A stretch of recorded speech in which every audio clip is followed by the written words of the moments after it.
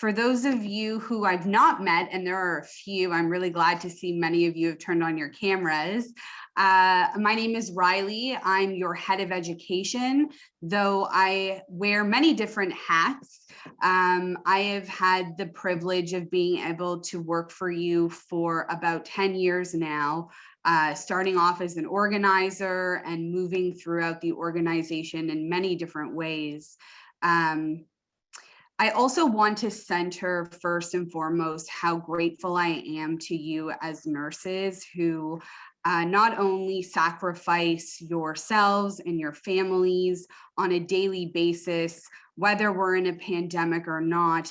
You, for me, in my personal experiences going through the healthcare system with my family, have been so pivotal to the experiences, and you are not thanked enough.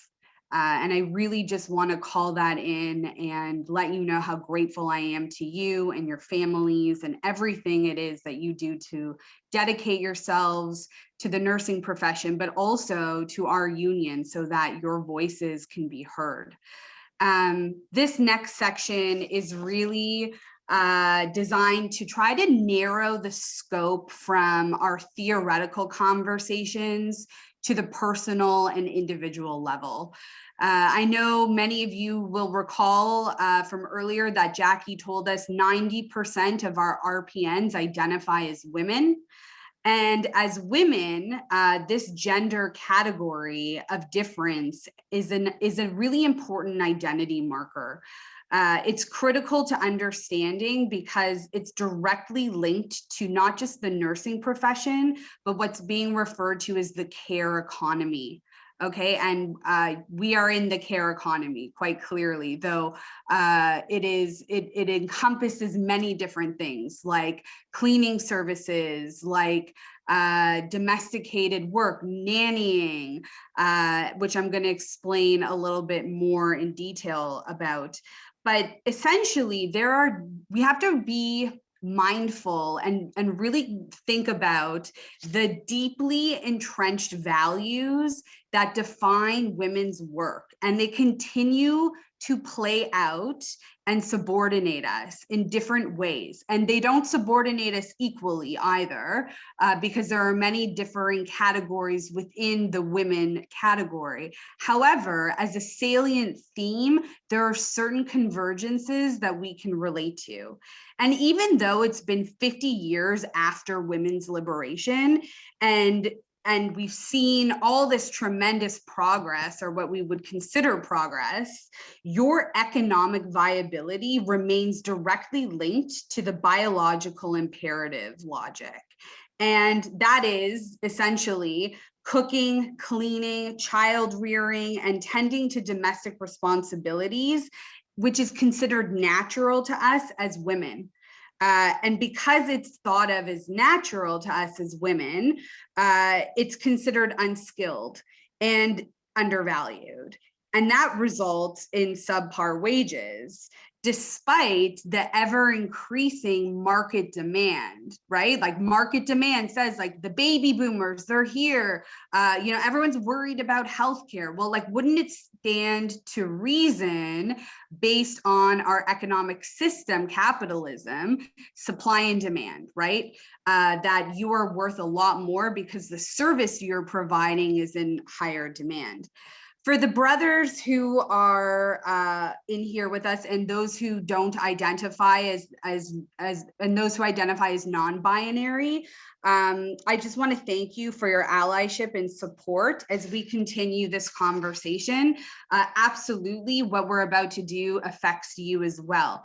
But let me be clear, right? As I said, not all women are equal and hold the same amount of privilege. And it's really important to self-reflect and acknowledge how you're showing up in different rooms.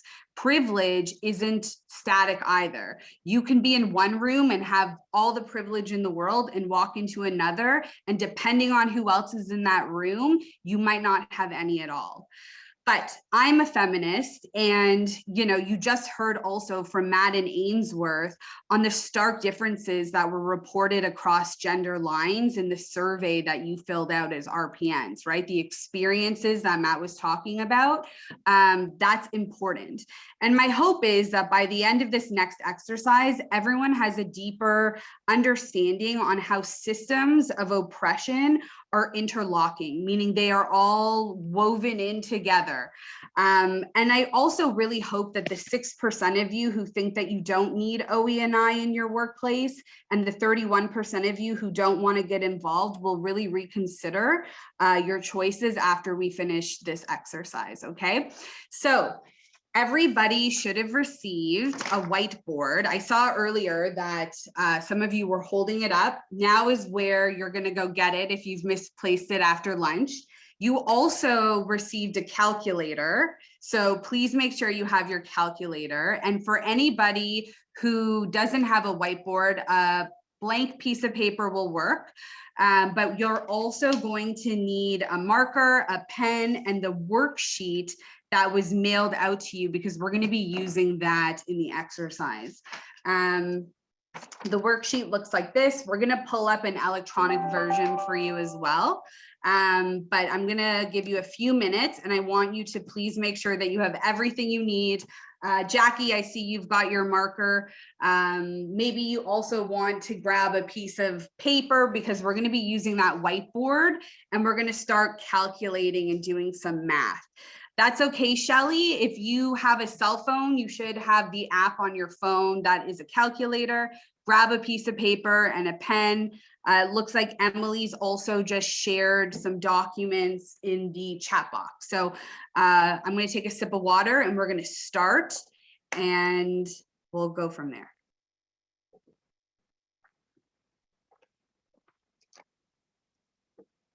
All right. Let me just scroll here. Can everyone hold up your whiteboard so I can see it? I see Pam Ward. All right, Tanya, Amy. Good, good, good. This is also the first time I'm playing around with the whiteboard exercise. So I just want to call in. I haven't perfected it yet, but I really thought that it would be a fun way to engage with you outside of just using the traditional chat box. Okay, so I want you first to write down the number 3133 on your whiteboard, real big, and I want you to hold it up. Okay, make a dollar sign in front of the 3133. Hold it up. Let me see it. Looking good, good. $31.33. Let me specify, Jackie Hall. $31.33. Good, good, great. Or you want to write this down on your blank piece of paper and hold it up for me, that's equally as good. So that number represents the average wage that RPNs make in the hospital sector. Now, I want you to take your calculator or use your phone, and I want you to multiply 3133 by the number 6. Yes, Kathy Bishop, good question. The number 6 actually refers to the number of unpaid care hours that the average woman performs per week.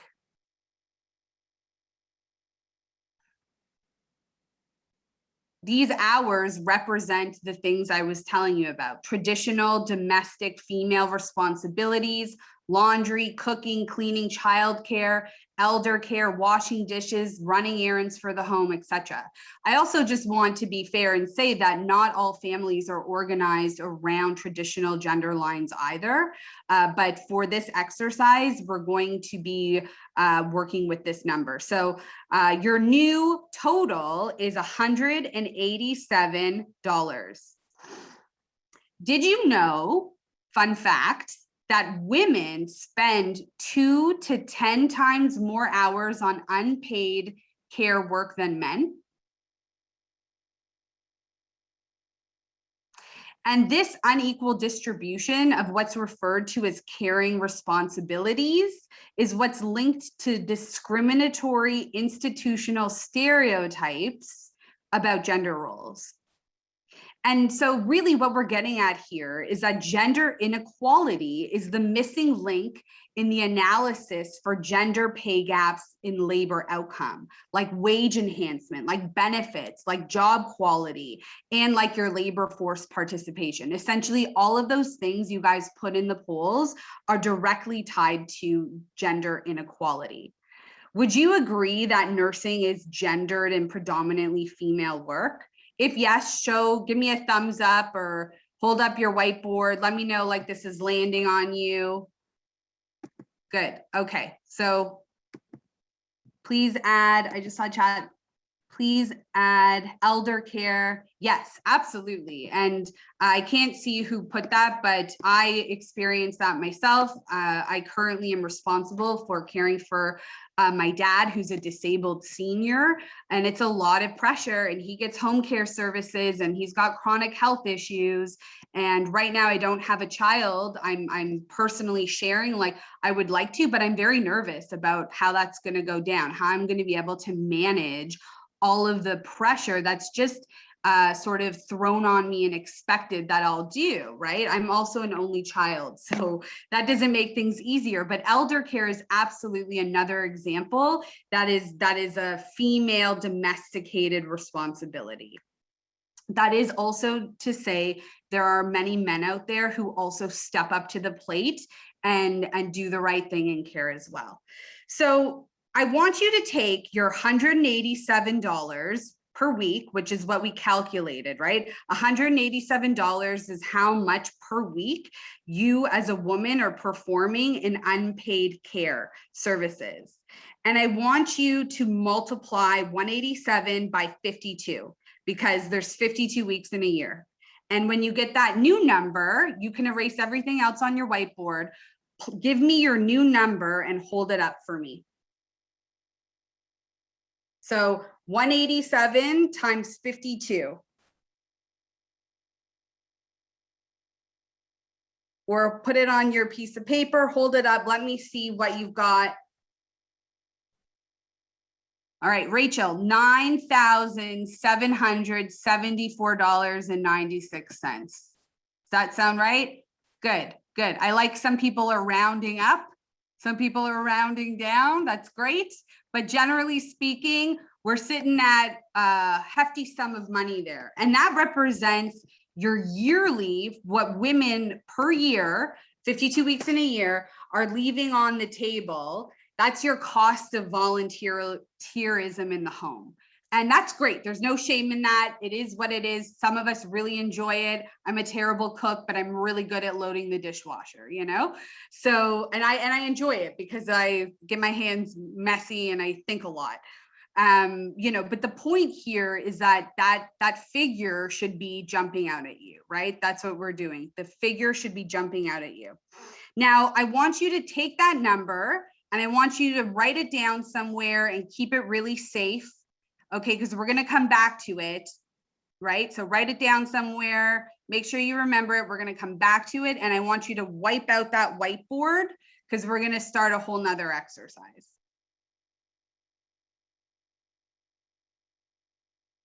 And we're going to go to the worksheet. So Mark, if you want to pull that up, great.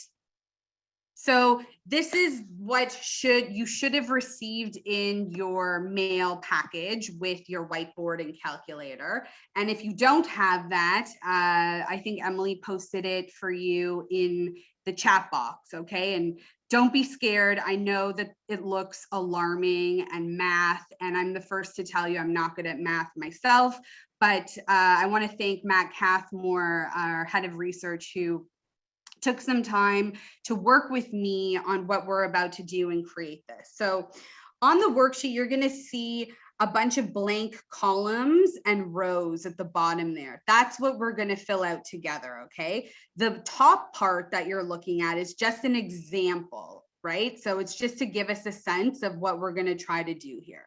So let's start with our meal break, okay? The first row refers to the meal break under column A. I want you to write down the number of minutes you get for your meal break each day, depending on your collective agreement. So some of you, it might be 30 minutes, others it could be 45. Whatever you're entitled to, I want you to put that into column A.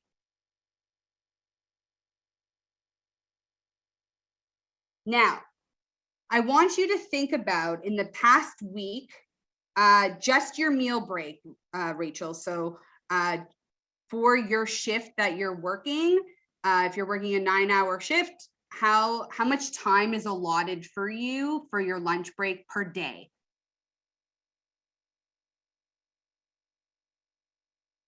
So I want you to now think about in the past week, how many times do you think that you've worked through your lunch break?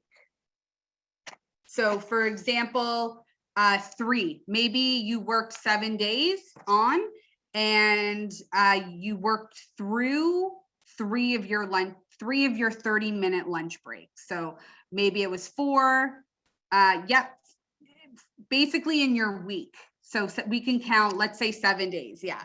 In the last 7 days, how many times do you think you worked through your 30-minute or 40-minute meal break, your lunch break or your dinner break, the longer break that you're entitled to?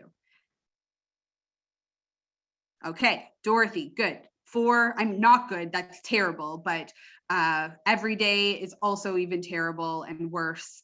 But I want you now to take those two numbers, so from column A and column B, and I want you to multiply them together. So for example, if your lunch break is 30 minutes and in the last week you worked through 3 of them, your total is going to be 90.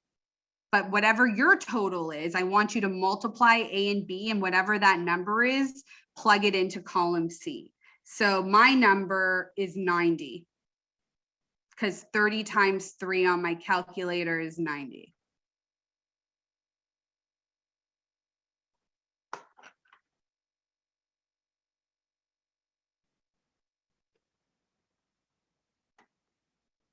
Yes, Vanessa, 30 times 0 is also 0, which is great. That means you're taking your lunch breaks or your meal breaks. So column C tells us how many minutes we worked in total through the lunches in the past week. Now for column D, we're going to take the column C number and I want you to divide it by 60. Okay, so my column C is 90 minutes per week that I worked through, and I'm going to divide it by 60. And the reason we're doing that is it's going to allow us to convert the minutes to hours. Okay, so for me, 90 divided by 60, and just to reiterate, no matter what, you're taking your column C answer and you're going to divide it by 60, and that's going to give you your column D response. So for me, that's 1.5. Perfect, Susan. We're on the same path. 1.5. So that's what? An hour and 50 minutes. Everyone with me? Pamitha, what about you? Are you with me? You give me a thumbs up. 2.5. Good. Make sure you're writing it in your worksheet. Okay, that's really important. But it's also good to see what you're sharing with me because it's telling me we're in this together.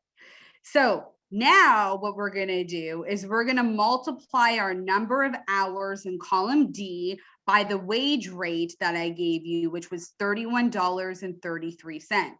So 1.5 times 31.33 equals 46.99. And that new number, I want you to plug into column E. So Michelle, 6266, plug that into column E. Pima, 1.5 hours. Yeah, so 1.5 hours, you're going to multiply your hours by the number 3133. That's your wage rate, the average wage rate that RPNs make. And you're going to get a new number and you're going to plug that into column D. Good. Let's move on to the next row, okay? So our second row refers to normal breaks. Under column A, I want you to write down the number of minutes you get each day for a normal break. So maybe it's 15 minutes. Yep, so Vanessa, you get 2 15-minute breaks, depending on your collective agreement. Then you're gonna give me 30 under column A. Yes, I'm interested in paid breaks only. So only put in whatever paid break you get.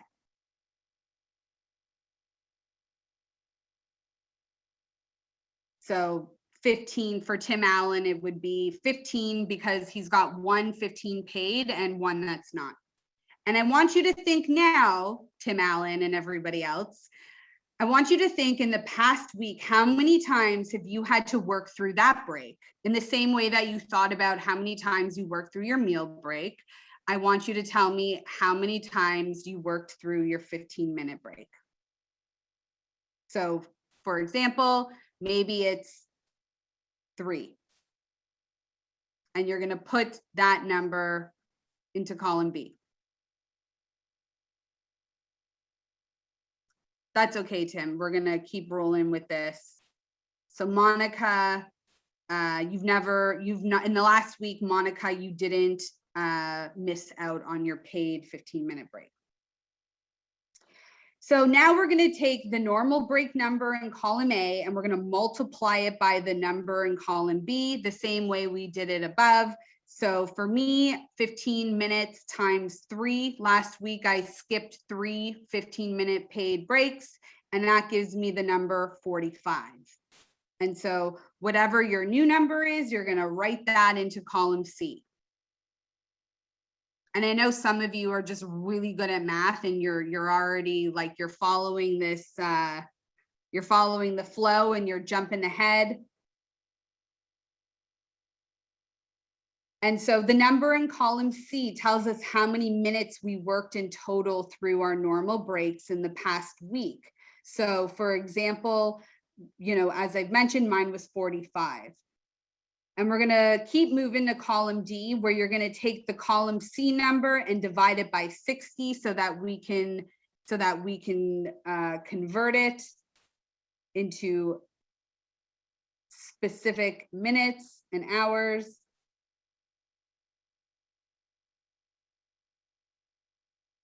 And now finally, we can multiply our number of hours in column D by the wage rate. So 3133, you're going to multiply. So when I divided 45 minutes by 60, I got 0.75. So I'm going to take that number, 0.75, and I'm going to multiply it by 3133, and my number is 2349. And so hopefully you are working independently on this math exercise. You've gone down because it's essentially, you're doing the same thing, right? Like now I want you to think about how many times you started work early when you showed up. Maybe you didn't intend to get on the floor and you were starting at 8 a.m., but you showed up at 7 to grab a coffee and someone came to you and they said, you know, we're really short staffed. We need you to get on the floor now. And you just say, sure, right? So I want you to think about the average number of minutes you think you start work early per day in the last week. Maybe it's 10 minutes, maybe it's 3 minutes.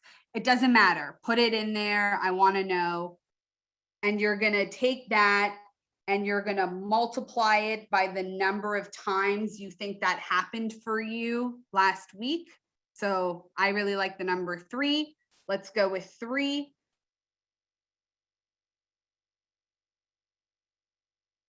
$20 times 3 equals 60. I'm going to write that new number in column C. And remember that column C tells us how many minutes we started work early in total for the past week. And then for column D, we're going to take the column C number and divide it by 60. And so forth and so on. And yes, Krista, if you work through your last break, make sure you sign in for a missed break. You should get paid. Krista, I think you should co-facilitate this with me. You are bang on. You know where I'm heading with this, right?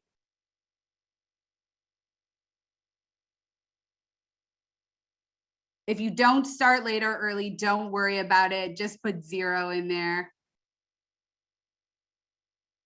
Just make sure you're working through this chart. We're going into the working late column. So you should be doing that. Oh, Tanya jumping the gun there, eh? So for those of you who have plugged everything in and you still are, what we're gonna do is we're gonna now total up all of the numbers you have in column E. Okay, so on the far right there, total value. So maybe, you know, you've got 25, you've got 46, 23, a 0 because last week you didn't start your shift early, and another 0. I want you to add all of that up together. And Mark, maybe you could just scroll down a little bit because the worksheet is sort of cutting off there.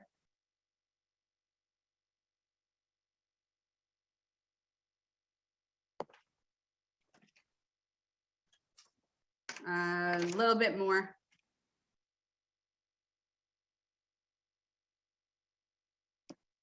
I am scrolled to the bottom. Oh, okay. So what you'll see is your total unpaid wages per work. So you've added everything up there. And then whatever that number is, I want you to multiply it by 52 on the prompt, 52, the amount of weeks in the year. And I want you to take that number and you're going to write it really big on your whiteboard. And you're going to hold it up for me and we can close down the worksheet so I can take a look. 10, so Monica, 10,556.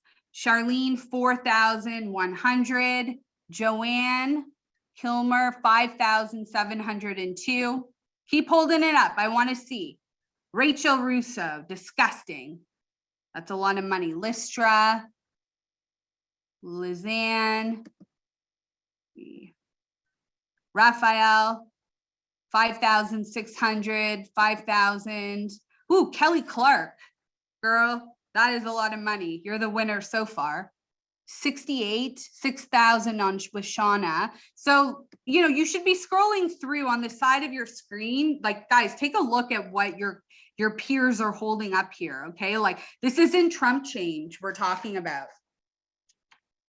It's quite a bit of money on the table.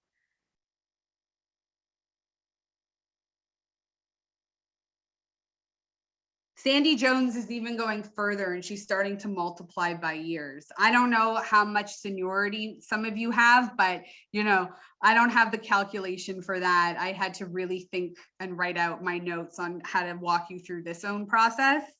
But you can put your whiteboard down. And now, remember I said I want you to write down that first number that we got for volunteering in the home. I said, you know, make sure you put this away somewhere safe. Now I want you to take that number. My number was 9,724. And I want you to add it with the total amount of money you just held up that your employer saves off of your free labor per year, right? So add those two numbers together, wipe out your whiteboard and hold up your new number, okay? Because now we're combining your free volunteerism in the home, which is many of us don't mind doing, and I totally understand that, but we're adding that with how much money we are leaving on the table with our employers to create a brand new number.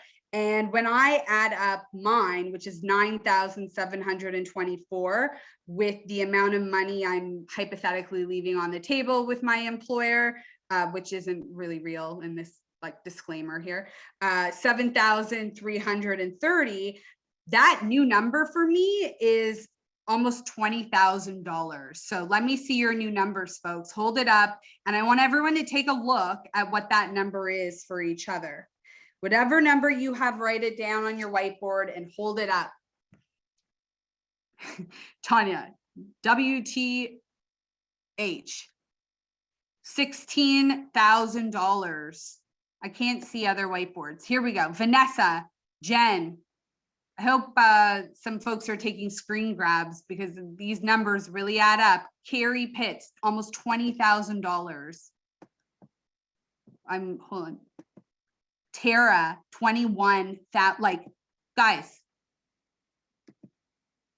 again, you know, no words can describe really what you are already seeing and knowing. Take a good look around because this number also reflects what society demands of women, okay?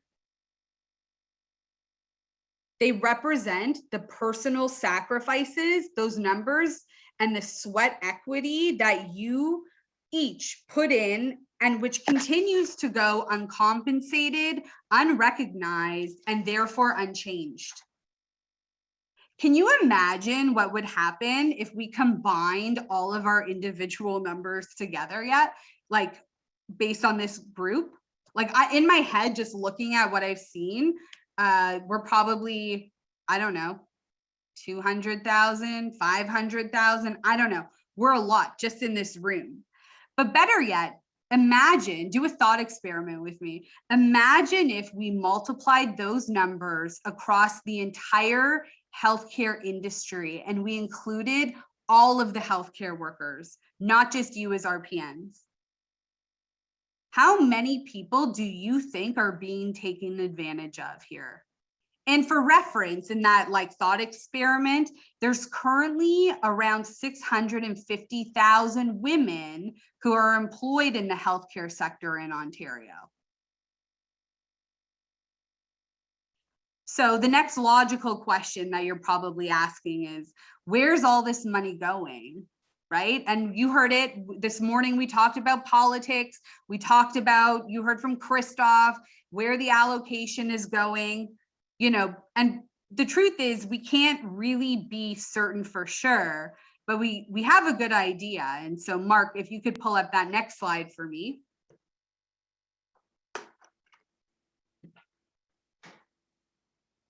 And I hope everyone has a copy of this. You would have received it in the mail out.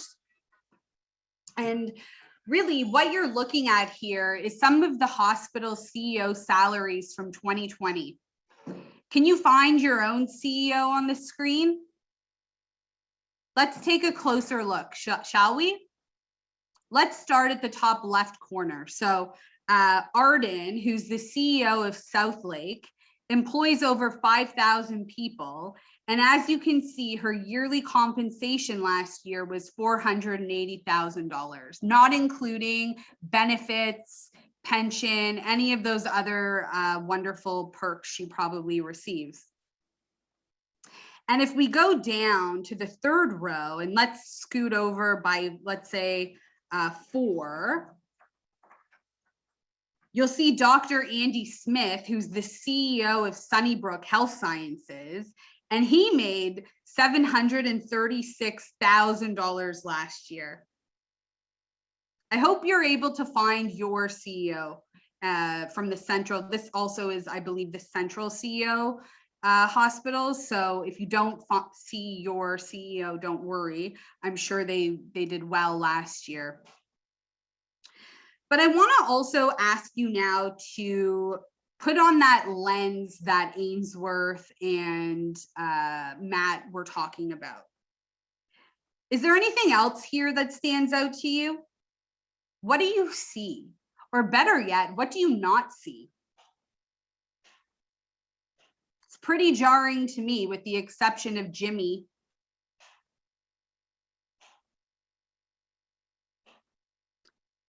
Does this look like a diverse group of people to you? Do these individuals reflect the frontline workforce? Sure, there's some women, but mostly these are men.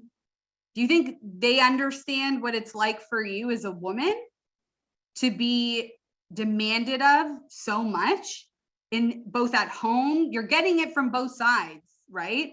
I'm not sure they understand, and maybe not intentionally, but because our system is set up in this way, it's really important that we talk about this. Do you think, more importantly, that they leave money on the table by working late and skipping breaks without an expectation to be properly compensated? I don't think so. They're probably billing. That's right, Sandy. There's zero diversity. And really, a picture really does convey 1,000 words. And so, you know, believe me, guys, women, men, non-identifying folks in the group, they're aware of the money that you're leaving on the table because they're in charge of balancing the books, okay? They have that financial responsibility. At the end of each month, they know what's coming in and what's going out. They're signing off on those checks. And as long as it continues, as long as you continue to leave, you know, $20,000 on the table, or even if it's $5,000 on the table, it doesn't matter. As long as you leave that and it continues, they have no reason to invest in hiring more nurses. You're doing the work for free and helping them balance their own books. And believe me, I understand that it is really painful and very hard, because you know what happens if you don't step in and work those breaks to the patients and the residents and the clients that you are responsible for. And that only solidifies my point further. That is, women, your emotional capacity to understand that in the caring profession is working against your, it's counterintuitive, right? Or maybe it's set up for a reason to ensure that economically you remain subordinated. And, you know, I'm sure if we added up all of those numbers that you just held up, there would be more than enough money to cover multiple RPN salaries, and we could get more staff on the floor, right? We could hire like 20 new lines and negotiate that into the CA for you, right? So remember, it's really up to you to hold these people accountable, and together as a union and a nursing division, demand change for the front line. The next time you come in early, you skip your break, or you leave late because you feel hurried or rushed or guilted, I want you to think back to this moment, and please consider filling out a workload review form at the very least. So thank you so much. It's been such a wonderful honor, and I really hope that beyond getting a cool new calculator and whiteboard, you share this knowledge. Like, walk your members through, your coworkers, women, your sisters, your aunts. Like, it's all deeply tied and deeply connected to interlocking systems of oppression that are very varied, multiply nuanced and varied, but are at the core of what types of conversations we need to be having as women. I had the opportunity of popping in and sort of co-opting some conversations that were going on in the breakout rooms, and it was really, really informative, sort of to watch what was happening for some of you. Some folks, like, it was interesting, the conversations just went right back down to sort of like, ONA RNs make X and I make this, right? And some folks were talking about the connections between how the expectation of them in the workplace and in their private lives are very similar. That, like, you know, we're sort of starting to put those pieces together. And so, you know, I also saw, like, one of the questions was like, how did the figures make you feel? And what I heard from a lot of you is like, it's expected of us. Like we all sort of know that in a lot of ways. We're just like, yeah, this is what it is, and it's not right, but whatever, this is how it is, like my kid, I spend 8 hours a day on my cell phone and I probably shouldn't, but hey, I'm addicted and it is what it is. What we're calling into question here is the societal normalization of what is harmful and damaging for us, and we're putting a name to it, right? Like we're labeling that and saying, hey, whoa, wait a minute here. The pressure that I receive from my colleagues and from my manager to come in early or leave late, where's that coming from? Like it's a normalized heterogenic, which means like heteronormative is like, and hegemonic, like it's naturalized. Like we don't even question it because it's so ingrained in gender norms that like we're like, oh, this is how it is, right? But that we're getting it from all levels, and ourselves included. Like we start to believe in these ideas and concepts ourselves, and that governs our behavior. I really appreciated someone, I think it was Jake Dale, who talked about when you do push back and you say, whoa, like, I'm not, I'll fill out the form and I'll push back. And, what happens is they then somehow make you feel guilty and turn it around on you. Like, it's your problem that you can't manage your time properly.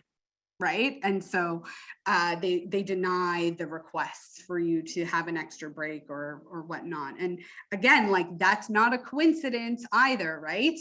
And it really is about this pressure of accountability, responsibility, and our value, which is tied to looking out for someone else, whether it's your patients or your children or your parents or the dogs or your husband. And listen, all of us, men, women, have that. Like this is the world we live in, right? But like the point here is like women, it's not scaled the same way. Women have those pressures at far exorbitant rates than their partners often.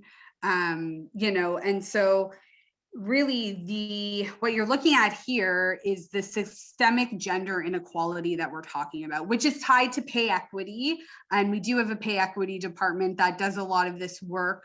But really what you're seeing here is this system that is set up, and it's really built on settler colonialism, capitalism, and colonization, by the way, which is directly tied to some of the other social justice concepts.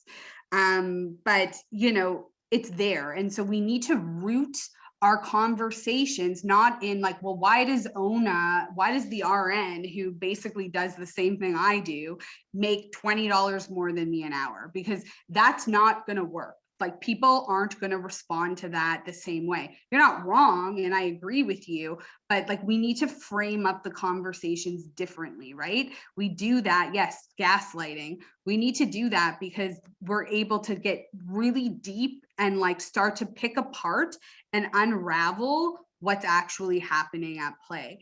And so, this is equally tied to politics, right? This is all about politics. It always comes back. The personal is the political. Like your personal experience is political and it matters. And those political representatives, guess what?